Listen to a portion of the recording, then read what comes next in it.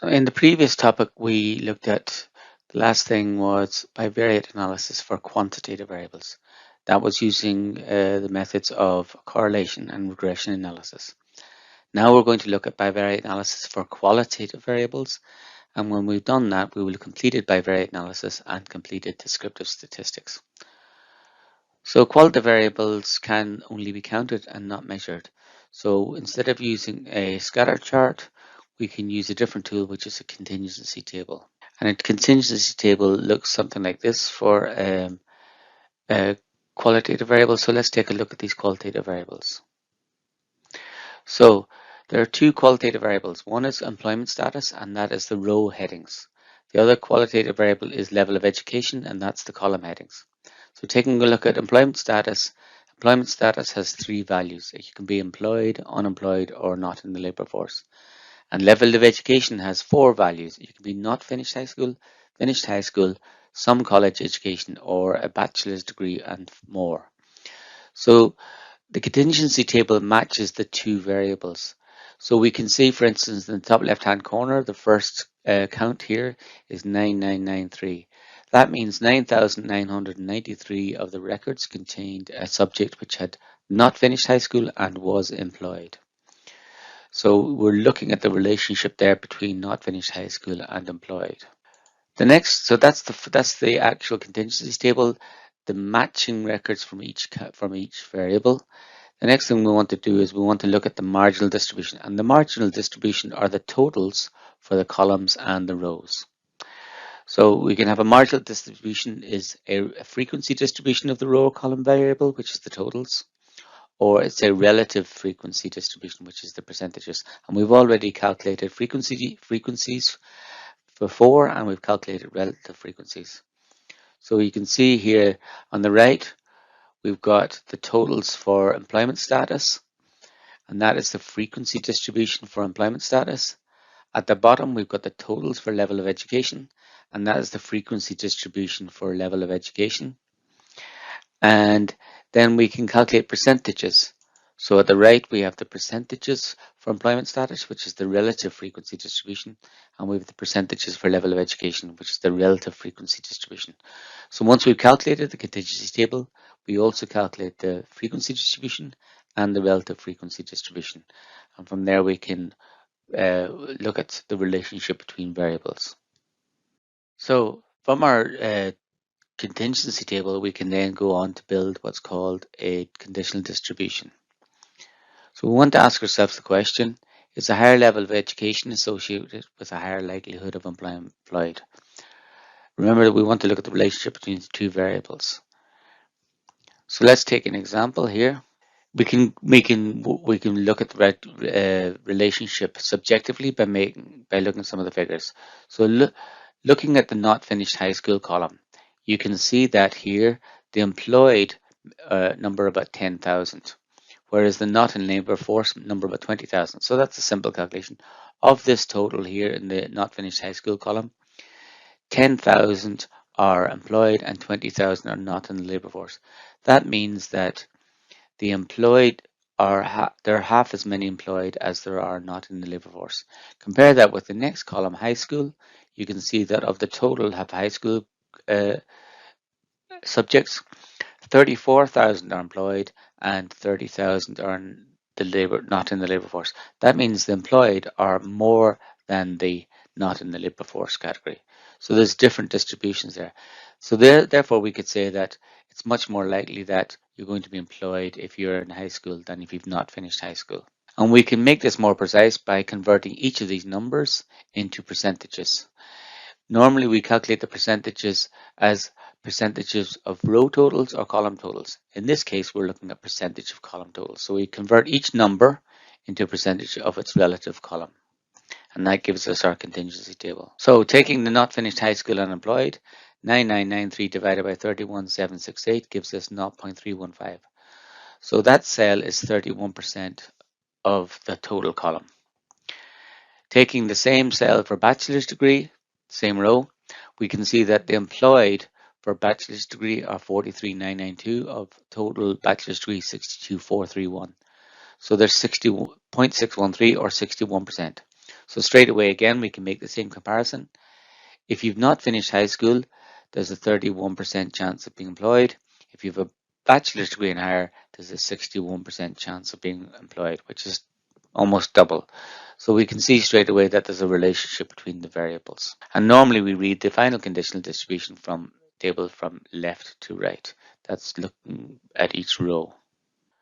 We want to be able to represent this data in addition to tabular form as in a graph. So graphing the conditional distribution, we want to look at again employment status by level of education. So all we have to do in Excel is create a graph by highlighting the conditional distribution table. Remember, it's the conditional distribution table, not the frequency totals or the relative frequency totals, just the actual data. And then highlighting the data, we use the insert command, we go to charts, and we pick the column chart, and we get this chart. Now, here we have the three variables: employed, unemployed, not in labor force, and then for color, using color coding in the legend, we have the educational status.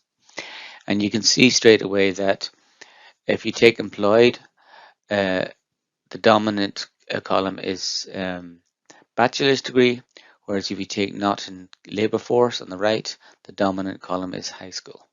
So there's a clear relationship between the type of education and the type of employment status. Now this table is this is a clustered column chart based on the actual counts. We can get more useful charts when we compare the percentages, and that's another step that we'll take later. Now, what are the practical steps for creating a contingency table from data? We want to be able to do it automatically using tools available to us. So in Excel, we can do this, and we'll use an exercise file called demo.txt, which will be presented to you in an assignment. So to use that file, you can open a text file in Excel using the open text file command, and this file is of type tab delimited. So you open the text file in Excel, and you get this file. Age, gender, marital status, address, income, income category, and job category. And we want to match two of the variables. We want to generate a table which is income category by gender.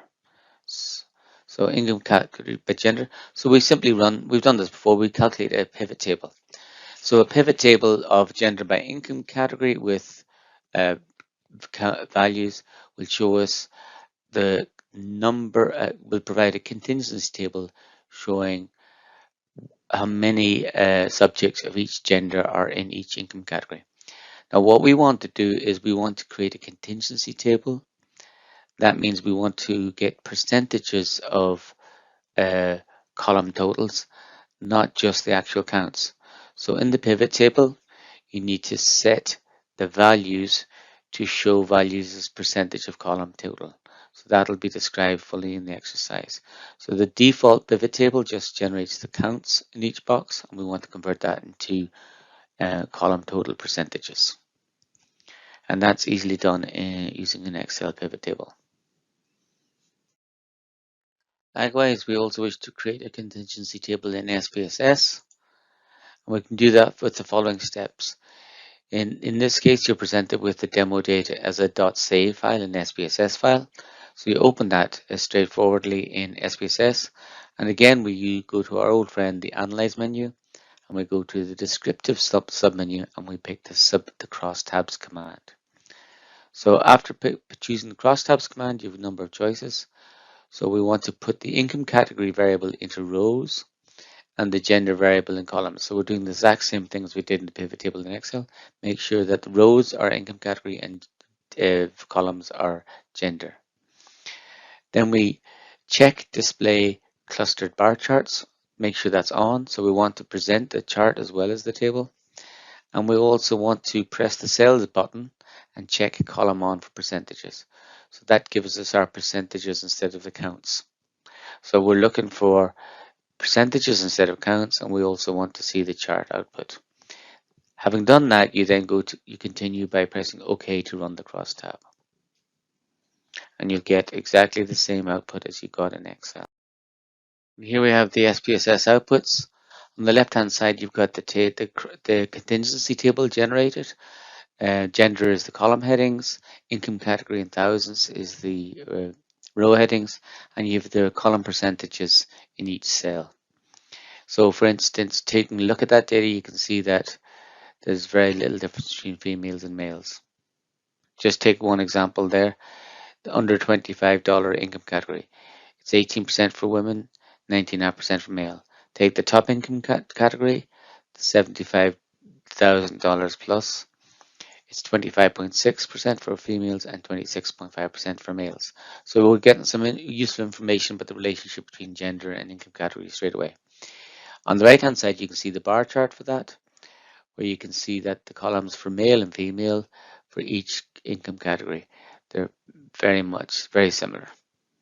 So there doesn't seem to be a huge relationship between them. So that's how we get the SPSS outputs for contingency table.